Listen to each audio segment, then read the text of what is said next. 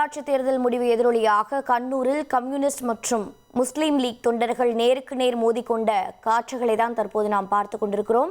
இது பற்றிய தகவல்களை செய்தியாளர் பிரசாத் வழங்கி கேட்கலாம். பிரசாத், வணக்கம். இரு தரப்பினரும் மாறி மாறி குண்டுகளை வீசி தாக்கிக் கொண்டிருக்கிறார்கள். என்ன நிலவரம்? காவல்துறையினர் களத்தில் இருக்கிறார்களா?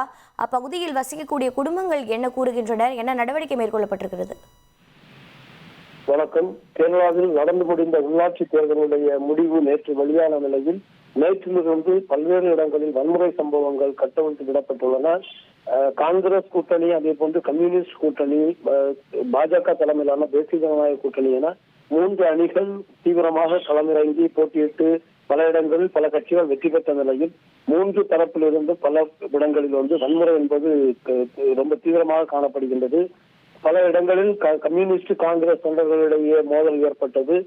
கண்ணூர், அதாவது கண்ணூரில் வன்முறை அரசியல் என்பது அதிக அளவில் காணப்படும். அந்த பகுதியில் அதிக அளவிலான வன்முறைகள் நடைபெற்று வருகின்றன.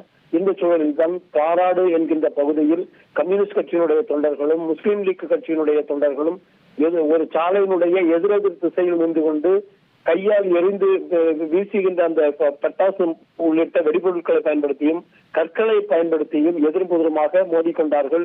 இதனால் காயங்களும் ஏற்பட்டன. இருந்தாலும் 2 தரப்பிலும் 50க்கும் மேற்பட்டோர் ஒரே கும்பலாக காணப்பட்டதால் வன்முறை என்பது அதிக அளவில் காணப்பட்டது. இந்த சம்பவங்களை தொடர்ந்து போலீசார் அந்த பகுதிக்கு சென்று கட்டுப்படுத்த இயலாத ஒரு நிலையும் காணப்பட்டது.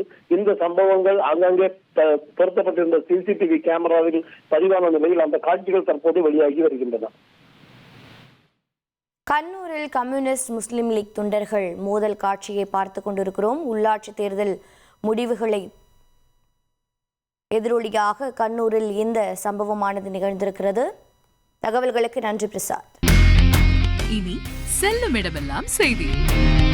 தந்தை டிவியின் வாட்ஸ்அப் சேனலை ஃபாலோ பண்ணினா செல்ல இருக்கும் இடமெல்லாம் செய்தி. இதோ QR கோட் இப்பவே ஸ்கேன் பண்ணுங்க, ஃபாலோ பண்ணுங்க.